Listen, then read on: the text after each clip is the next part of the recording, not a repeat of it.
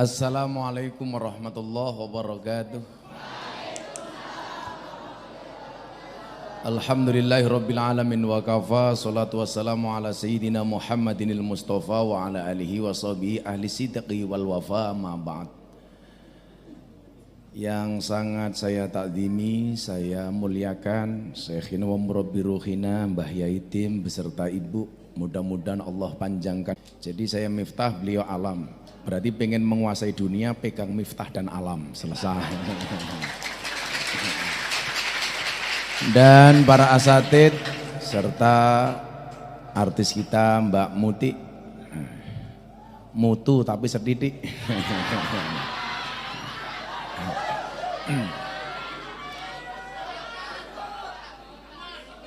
Beli mengkudu dapatnya ketela. Saya sowan ke Al-Fadlu dengan membawa cinta.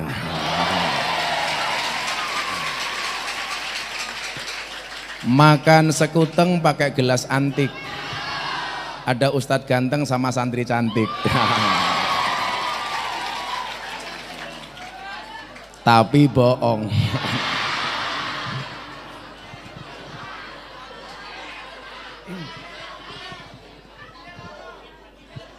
Saya tadi ditanya, Gus, sehari ngaji 4-5 kali everyday, kulla yaum. Ini ku capek napa mboten?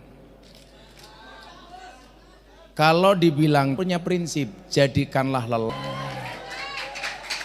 Lah, supaya lelah ini menjadi lillah, caranya bagaimana? Melaksanakan segala sesuatu dengan mahabbah. Mahabbah itu artinya apa? Cinta. Maka untuk Al-Fadlu Induk saya katakan, cintaku padamu memang tidak seindah surat cinta untuk Setarla. Tapi yakinlah cintaku padamu lillahi ta'ala.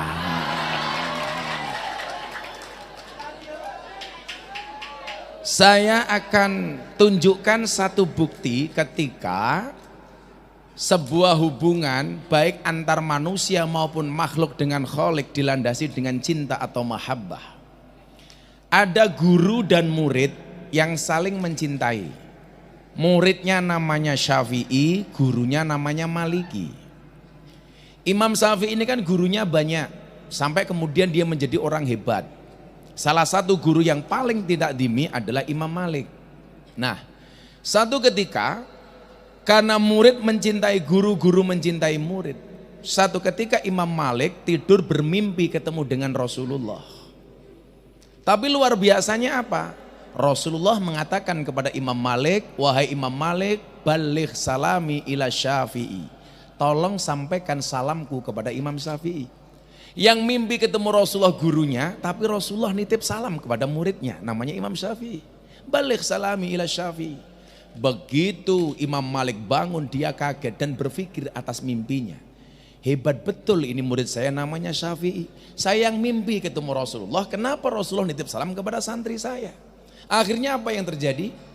Anak-anak sekalian, Imam Malik ngutus santri senior untuk sowan kepada Syafi'i, menyampaikan oleh-oleh dari Rasulullah.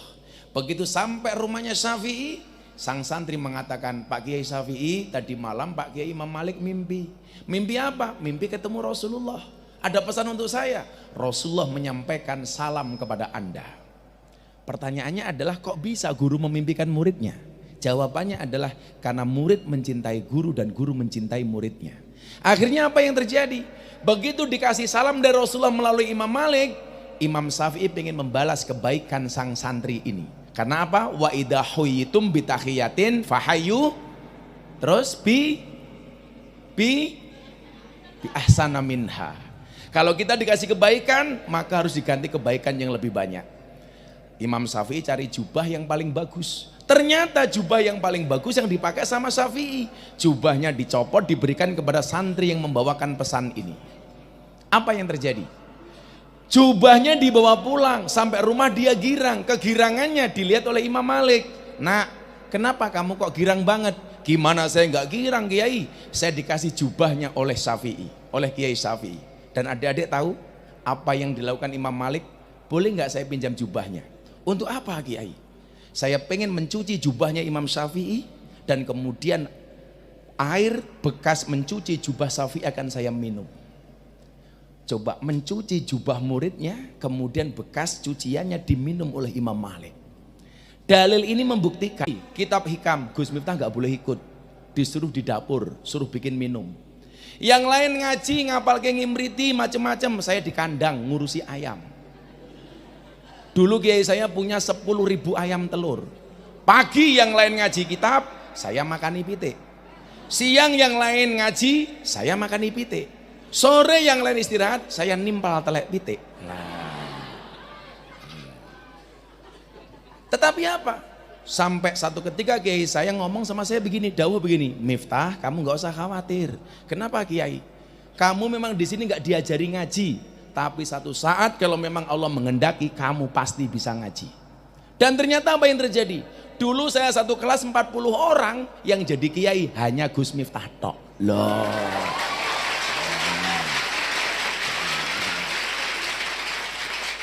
Kenapa? Karena ada keberkahan dari guru. Makanya adik-adik di sini kalau pengen kamu mendapatkan derajat yang mulia, salah satu syaratnya adalah harus takziman wa ikroman wa mahabbatan kepada para masyayikh. Maka kemudian dikatakan apa oleh Imam Syafi'i, uhibbus solihina walastu minhum. Saya mencintai orang soleh walaupun saya bukan merupakan bagian dari orang soleh.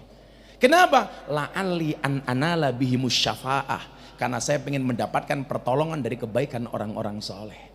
Jadi kalau kamu merasa tidak soleh, berkumpullah dengan orang soleh. Coba bagaimana Imam Syafi'i kemudian tidak digadang-gadang sama gurunya.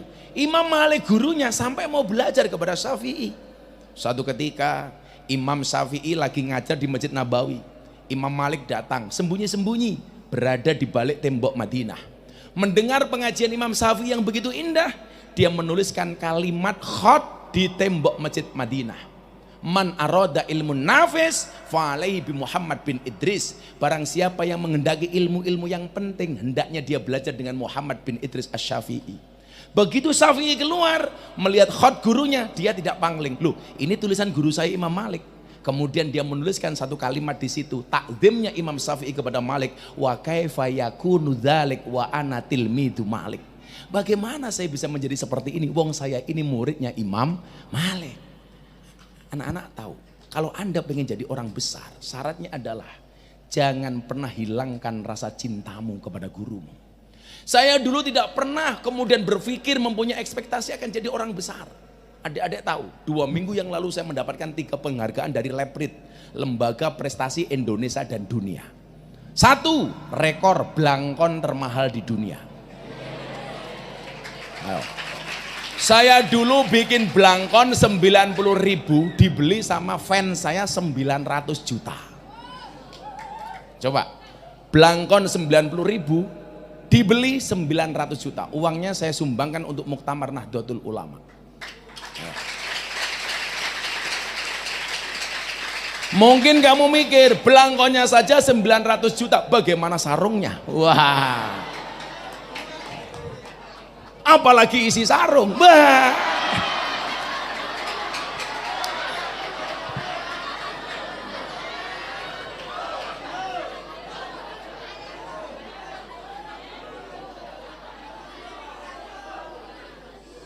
Makanya adik-adik yang hari ini merasa dirimu insecure, tahu nggak kamu insecure? Insecure itu underestimate, kurang percaya diri. Karena dengan segala kekuranganmu, yakinlah setiap kekurangan pasti ada kelebihan. Setiap kelebihan pasti ada kembalian, ya kan?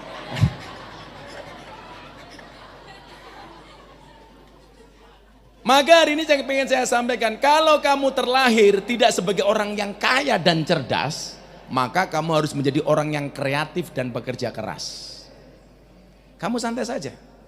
Jangan pernah membandingkan kehidupan kita dengan orang lain. Kenapa? Karena kita berada di atas tanah yang sama, tetapi berada di atas takdir yang berbeda.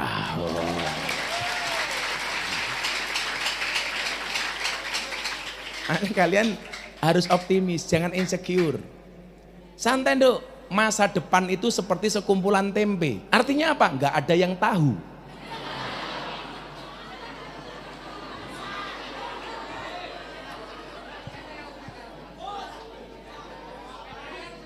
Wes angel. Nah.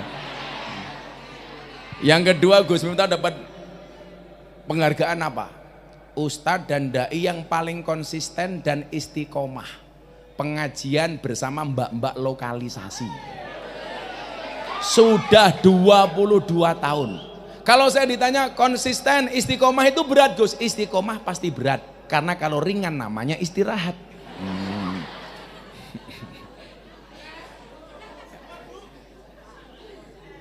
Bagaimana kita bisa istiqomah? Harus ikhlas. Ikhlas itu cirinya diam. Karena kalau ngomong namanya iklan.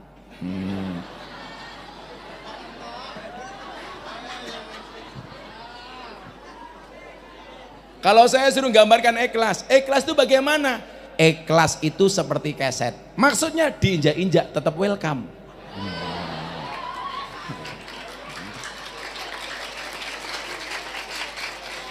Makanya hari ini yang perlu kamu lakukan adalah memperbaiki diri kamu.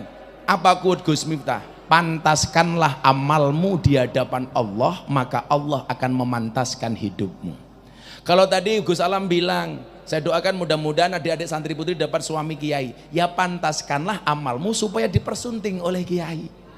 Akan datang satu saat kamu akan dipertemukan dengan orang yang tepat, yang kedatangannya untuk menetap bukan karena nafsu sesaat. Wah.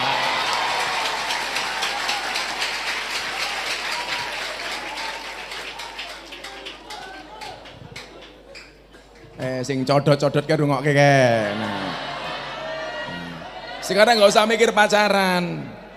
Kalau kamu yakin akan ada pelangi setelah hujan, maka kamu harus lebih yakin akan ada kebahagiaan setelah kejombloan. Nah. Kamu malah galau, ketemu santri putri karo nangis, non mati ketemu bak saja dibaca iklab, masa aku ketemu kamu tidak ijab? Lah.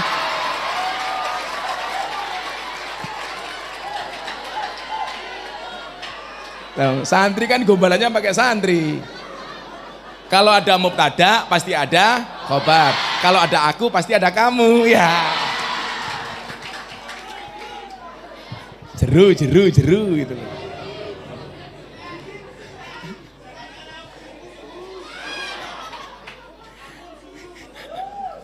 Makanya coba kalau pengen jadi istrinya kiai, yang dipercantik tidak hanya wajahnya tapi juga akhlaknya. Kenapa? Karena cantiknya wajahmu hanya akan menemanimu sampai tanah, tapi cantiknya akhlakmu akan menemanimu sampai jannah. No. Orang kau sing lanang-lanang kayak malah galau. Nyekel rating kleru kopling. Ora iso nyanding mergo kalah glowing.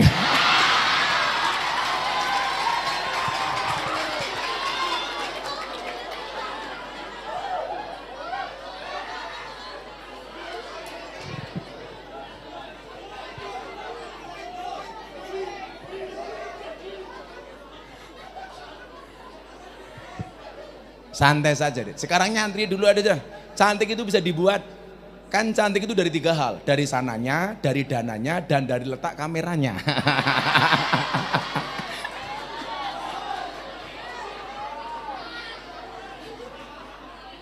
Shallu ala Nabi Muhammad.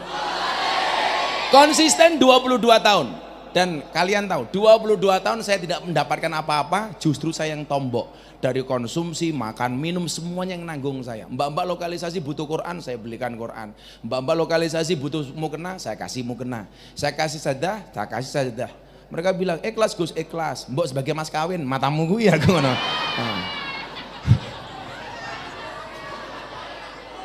Saya punya binaan lokalisasi di Jogja itu 500 PSK. Makanya benar tadi kalau Gus Alam bilang, kalau Ustadz Ali ikut bahaya, mau masuk nggak mau keluar. Karena itu pengajian paling menyenangkan sedunia. Ngajinya berpahala, matanya bervitamin.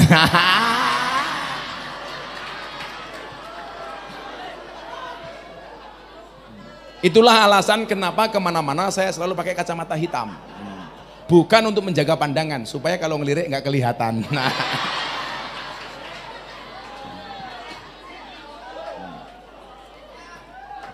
Makanya ngaji di sini. Makanya kenapa saya sering memviralkan lagu itu Gus. Ditinggal Rabi versi Gus Miftah. Ayo. Kowe nyesuaikke aku. Iso dicekel. Selawat dulu. Dites dulu. Menengon dhisik. Rasa terlalu semangat bayarmu ora jelas ya. Kok ngertos?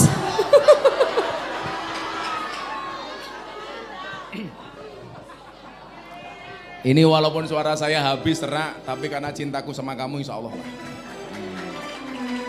Masih inget toh quote-nya Gus Miftah? Cintaku padamu seperti air kencing di dalam kolam renang. Maksudnya apa? Wujudnya tidak nampak tapi hangatnya bisa dirasakan.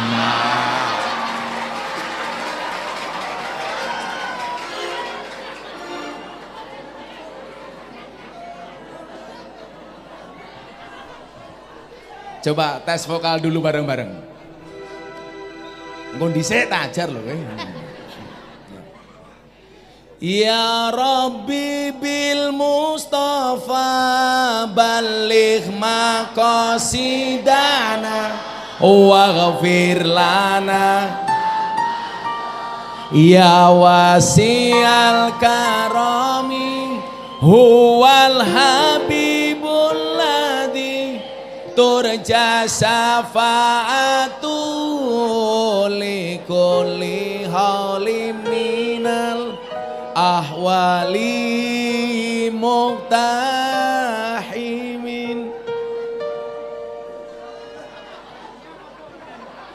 Apa ini? Ini ceritanya pendosa Top Gus. Oh. Kamu pakai kacamata malah kayak tukang las. Aduh. Ini tukang las, ini tukang pijet. Udah duduk sini udah. Ya, selawatan yuk. Shallu ala Nabi Muhammad. Atiku rasane lara nyawang kowe adoh karo agama.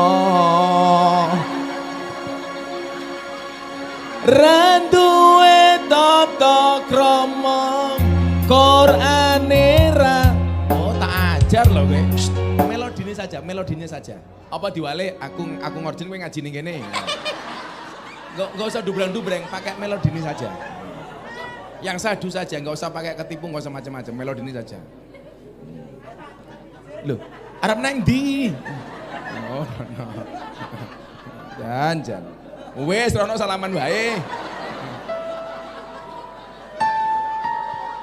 Iki menungso model ngendi? Melodi kayak tadi aja Mas, gak usah terlalu rame. Ya ulangi. Kaya ono setan-setan barang mau ngopo to ya. Atiku rasane lara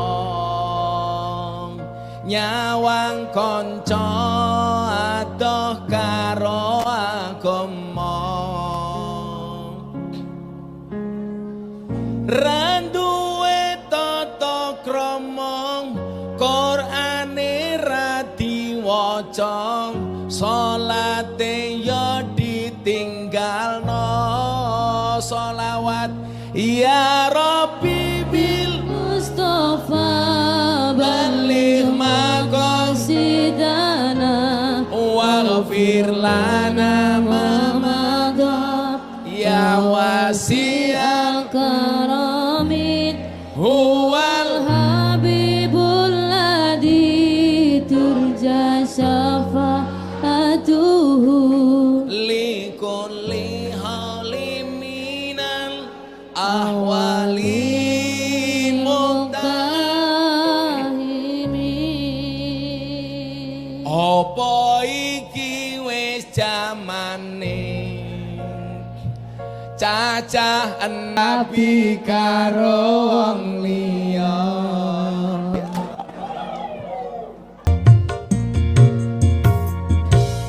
Ning langit malaikate bengok ho ah ho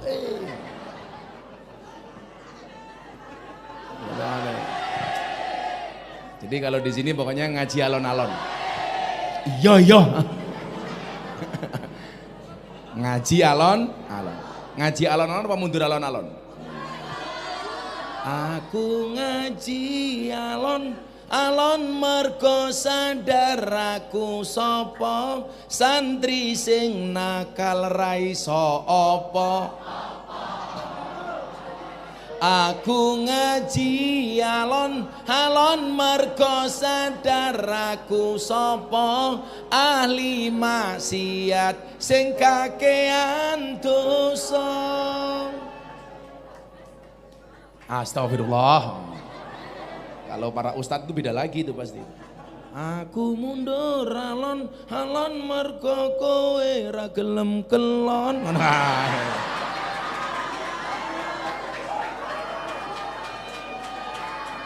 Jadi tolong pegang mahabbah, takziman wa ikroman wa mahabbatan kepada para guru.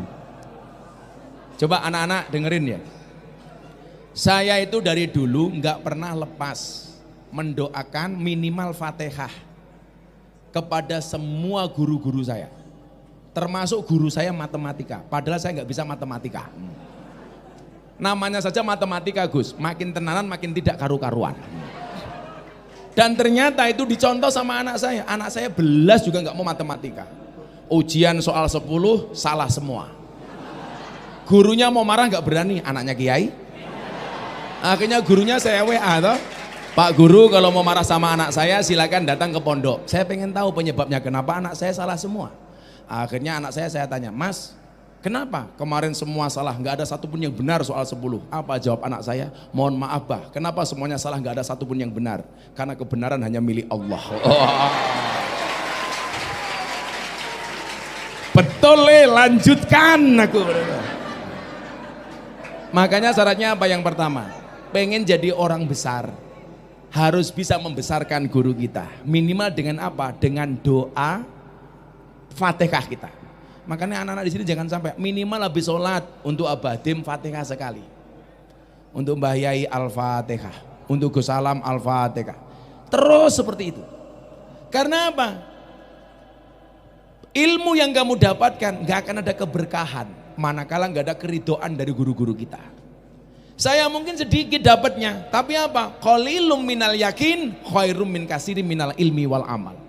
Yang saya punya itu sedikit tapi manfaat daripada banyak tapi nggak pernah manfaat.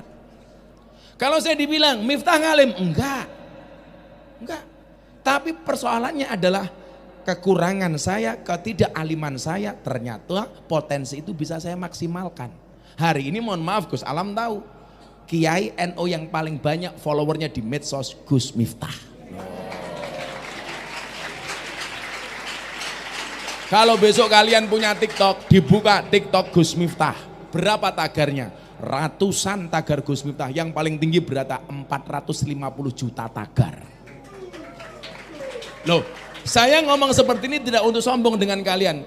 Kalau toh saya sombong dengan kamu, ya nggak level kan? Gitu loh, enggak level. Tapi ini bagian dari motivasi. Sampai penghargaan saya yang ketiga apa kemarin, Dek? Saya penghargaan Leprit yang ketiga adalah selebriti yang paling banyak gambarnya di bokong truk. Wow. Karena ratusan truk ada gambarnya Gus Miftah. Berikut quote-quote-nya. Contoh, saya nasihati santri, di situ ada gambarnya Gus Miftah, ada quote-nya. Apa quote-nya? Orang yang niat belajar, sedang belajar pun, orang yang tidak niat belajar, sedang belajar pun dia tidak akan pernah mendapatkan pelajaran. Tapi orang yang niat belajar dimanapun dia akan mendapatkan pelajaran. Quote. Berikut dengan para pendosa ada gambarnya Gus Miftah, ada quote. Apa quote-nya? Jangan pernah menghina pendosa seolah-olah kamu tidak pernah berbuat dosa. Oh ada janda, saya bikin quote. Gambarnya Gus Miftah di truk, quote-nya apa? Hidup ini indah bila disertai dengan janda dan tawa. Wow.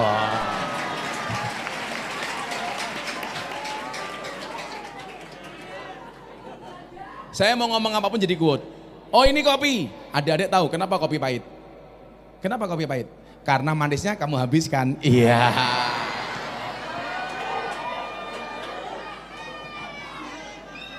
Jangan sia-siakan ketika kamu berada di pesantren Al-Fadlu.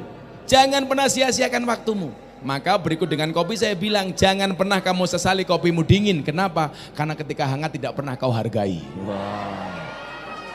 Saya sama Gus Alam ini prinsipnya satu, jadilah seperti kopi. Gus Miftah ini kayak kopi, pahit sih tapi banyak yang mencintai. Lah. Tapi yang paling gak asik satu Gus, ada mobil tangki sedot WC. Gambarnya Gus Miftah. Di situ ada kata-katanya apa? Silitmu adalah rezekiku.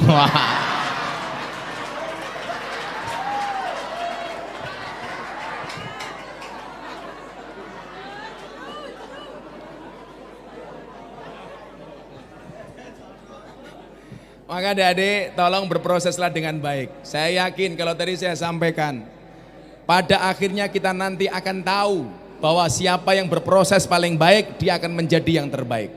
Kami hidup di dunia memang tidak semudah membolak-balikkan tangan, tapi yakinlah dengan tangan kita bisa membolak-balikkan dunia. Semua orang punya garis tangan, bahkan bagi mereka yang tidak punya tangan. Maka ketika ada orang mengatakan mimpimu terlalu besar, katakan kepada mereka, bukan mimpiku yang terlalu besar, tapi pikiran kalian yang terlalu kecil. Yakin akan jadi orang besar semua ini insya Allah. Mudah-mudahan mbak-mbaknya besok punya suami kiai, amin. Rambutnya gondrong. Wah. Cowok idaman. Idaman. Tapi sorry, saya adalah cowok setia. Karena saya punya prinsip, lelaki yang hebat bukan lelaki yang mencintai banyak wanita, tetapi mencintai satu wanita dengan banyak cara. Wah. Kenapa saya ngomong seperti itu? Karena direkam kamera.